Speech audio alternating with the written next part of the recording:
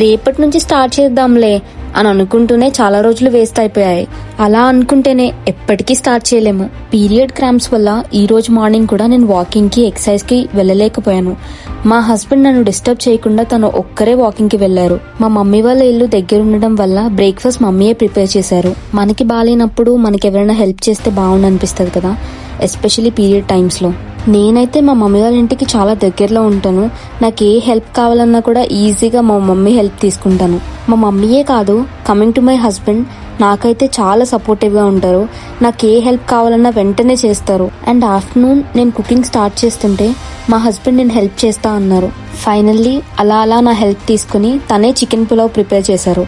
చాలా యమ్మీగా ఉండింది. ఈవినింగ్ అలా వాకింగ్ కి వెళ్ళాము. నైట్ CBC జ్యూస్ తో నా డే 5 ని ఫినిష్ చేశాను.